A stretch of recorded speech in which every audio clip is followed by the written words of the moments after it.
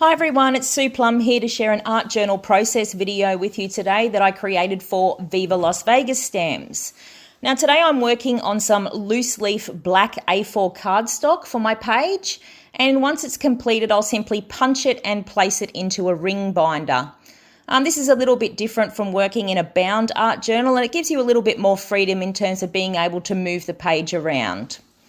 So I started this page by creating a background using some Ranger Dylusions acrylic paints and a stencil from Stencil Girl, and I'm using a technique that was inspired by my friend Lisa Oxley, and she uses a baby wipe to wipe through the stencil and wipe back some of the acrylic paint while it's still damp.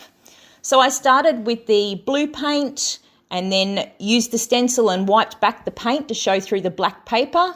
I applied some green paint and did the same thing, and then I did it again with a lilac coloured paint before I dried it all off. This gave me multiple layers of colour on the background and allowed different parts of the pattern of the stencil to show through, and it immediately gives your page a lot of depth. So once I'd completed the colours, I knew I was going to be putting a focal image in the centre of the page. So I used my brayer and some white paint and just applied a little bit of white to the centre of the page just to bring it in for that focal area before my image goes on top. And again, I used the same technique of using the baby wipe to allow the stenciled image to show through. So you can see how by these multiple layers of paint, you've already created great depth on your background.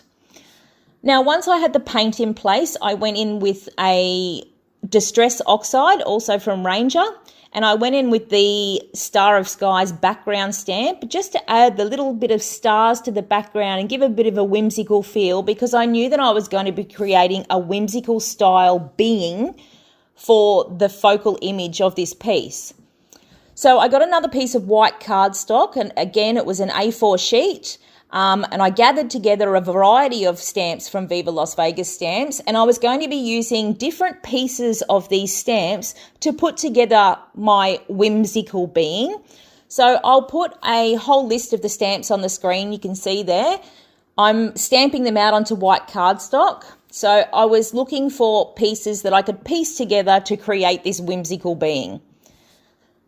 Now, once I had stamped out these pieces onto the cardstock, I simply fussy cut them and put them aside ready for colouring. I won't bore you by making you watch my fussy cutting. You can see that the pieces there are already cut, and that's basically how I was going to put it together.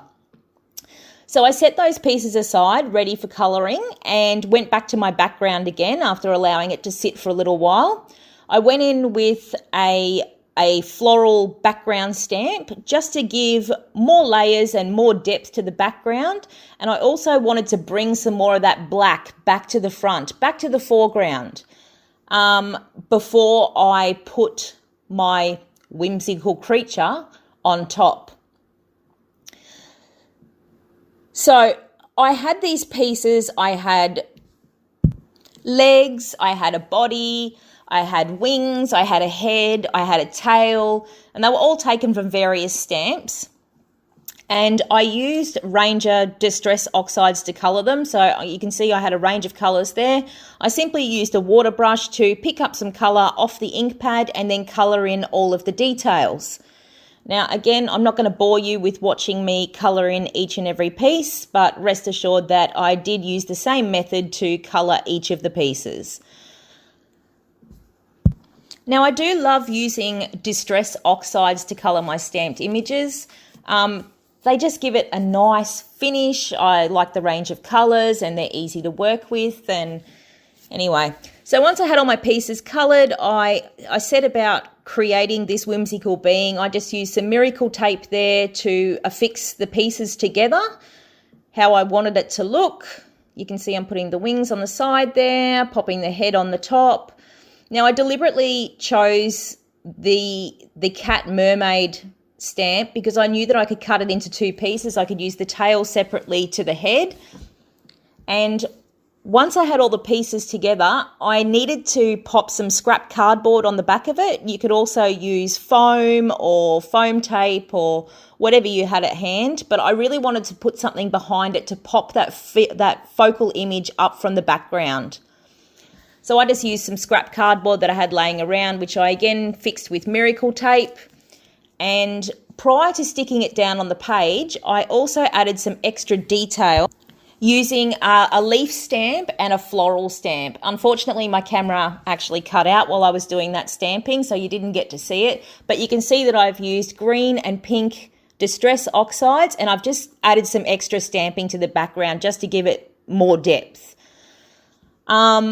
Now, prior to sticking my whimsical being, I don't even know what to call it, down onto the page, I added some white cotton thread, which I just tangled up and added in a messy way, and then I popped some Helmer 450 glue on the back of my whimsical being and stuck it down onto the page.